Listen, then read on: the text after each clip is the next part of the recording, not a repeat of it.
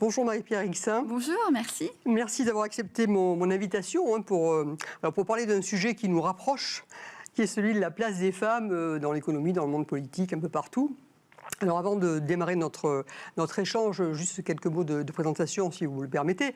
Donc pour dire que vous êtes passé par Sciences Po, vous avez démarré votre carrière professionnelle au cabinet d'un député Jacques Barrot. Vous avez ensuite créé votre propre structure, vous avez été entrepreneur, vous avez créé votre propre structure en tant que consultante indépendante et spécialisée dans le réseau de santé. Et puis après, l'appel de l'engagement politique finalement vous a gagné et en 2017, vous vous êtes présenté avec succès à la députation donc dans la 4e circonscription de l'Essonne, où vous avez d'ailleurs été réélu en 2022, donc bravo.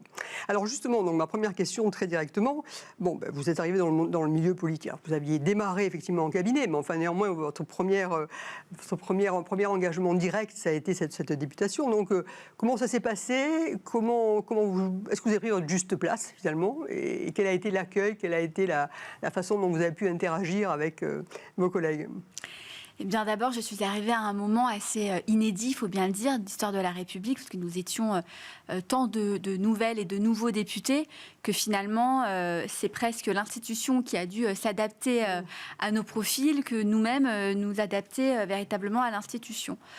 Donc ça s'est, j'ai envie de dire, bien passé. Maintenant, je n'avais jusqu'alors jamais fait réellement de politique. Oui, bien sûr. Donc il a fallu que j'en saisisse les codes, que je me les approprie, que je comprenne exactement comment cela fonctionne, parce que député, c'est être à l'Assemblée nationale, mais c'est également être une élue de terrain. Bien sûr. Et donc, il faut savoir à la fois conjuguer le terrain et notre travail à l'Assemblée nationale et donc faire sa place.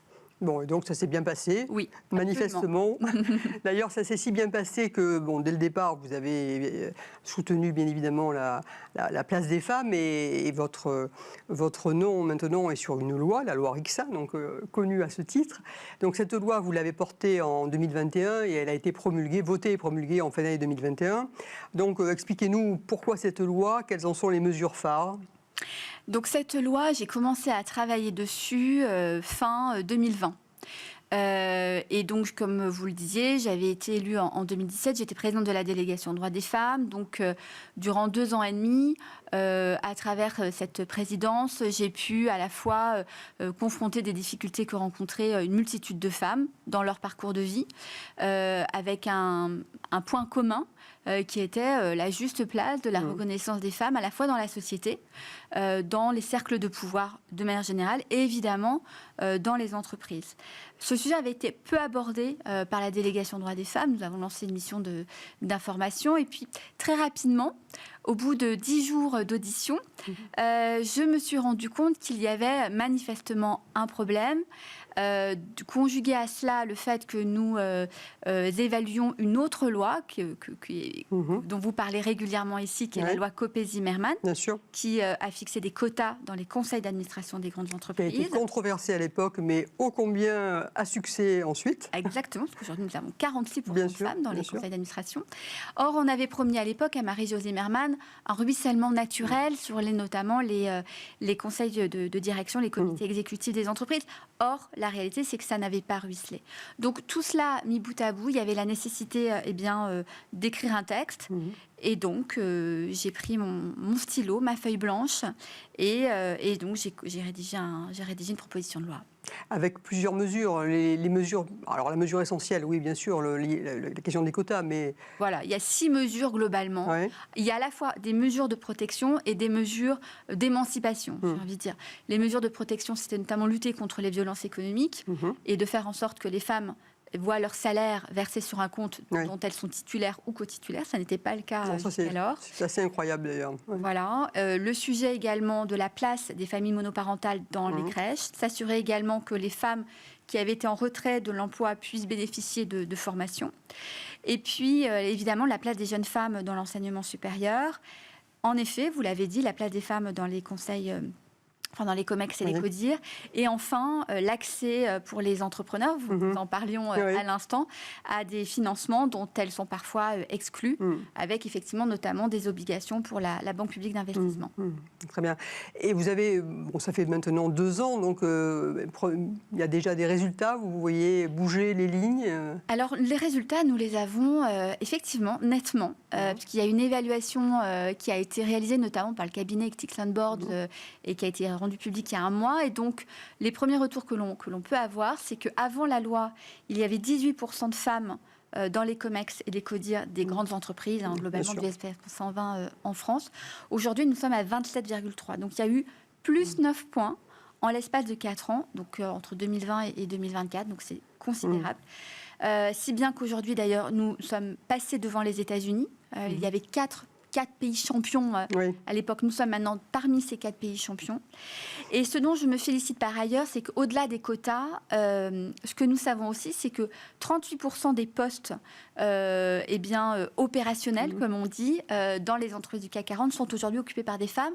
Donc au-delà des enjeux numériques, des objectifs chiffrés, on voit également qu'elles montent en puissance mécaniquement sur des postes à responsabilité, également des postes opérationnels.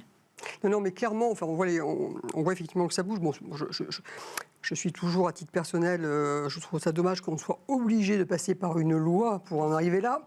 Mais à tous les détracteurs de la loi au départ, moi j'ai toujours dit, mais faites-le donc sans que la loi ne vous y oblige et tout ira bien. Bon, bref, ça c'est entre nous.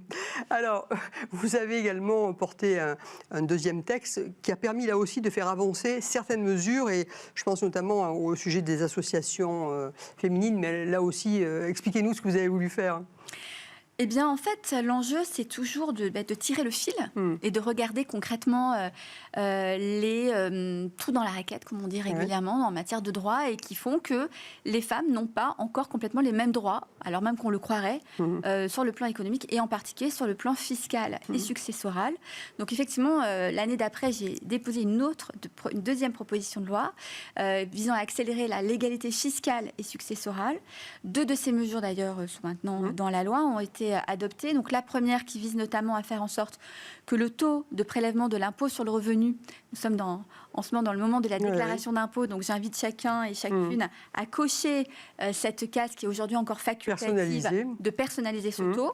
Mais à partir de 2025, il sera donc personnalisé par défaut, de manière à faire en sorte que les femmes et les hommes paient dûment la part de l'impôt au sein du foyer qu'ils doivent payer.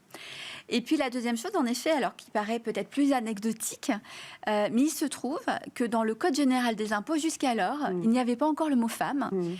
Pourquoi ? Parce que notamment à l'article 200 du Code général des impôts, qui liste un certain nombre d'associations, d'organismes qui peuvent notamment bénéficier de mécénat, globalement, de rescrits fiscaux, il n'y avait pas les associations qui visent à promouvoir l'égalité entre les femmes et les hommes. Donc, effectivement, j'ai déposé un amendement pour les intégrer. Donc, dorénavant, depuis 2024, il y a enfin le mot femme dans le Code général. Bravo et merci pour elle.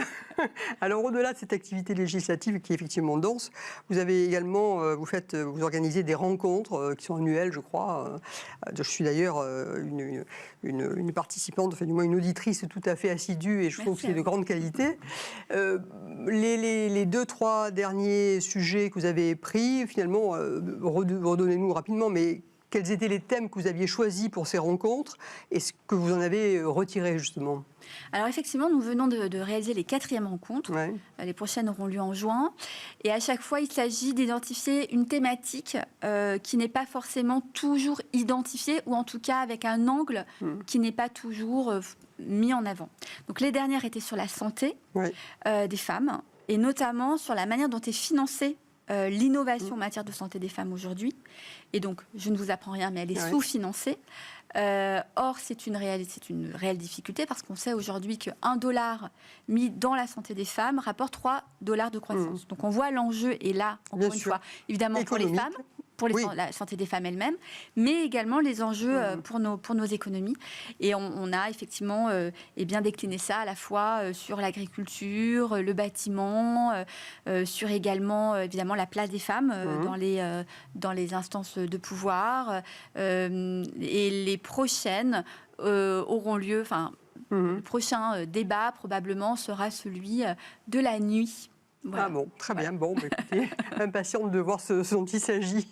Alors, il nous reste 1 minute, mais je voudrais quand même que vous nous parliez du dernier bébé, entre guillemets. Donc, vous êtes en train de lancer un think tank. Absolument. Alors, c'est le cercle Louise Dupin. Absolument. Louise Dupin, qui était une philosophe du XVIIIe siècle, contemporaine des encyclopédies de Diderot, qui n'avait pas une seule femme parmi eux pour écrire cette encyclopédie. Et donc, Louise Dupin a choisi parallèlement de rédiger sa propre encyclopédie. Le principe est, là encore, de réunir des individualités plurielles de manière à partager des points de vue et à lancer donc à la fois des pistes de réflexion, d'être également dans la disruption, à la fois sur les sujets abordés et sur la méthode et les solutions proposées, et de regarder point par point quel serait en fait notre monde. On plaide chacune et chacun pour ça, mais quel serait réellement notre monde et notamment notre vie économique si les femmes effectivement avaient les mêmes opportunités, ce qui n'est effectivement pas le cas aujourd'hui. Et donc concrètement, voilà, quelles seraient les... Bon, et Marie-Pierre, donc il faudra revenir pour nous expliquer tout ça. Avec joie. Parce que c'était à suivre, c'est très intéressant. Avec joie. Merci beaucoup. Merci pour votre engagement. Merci.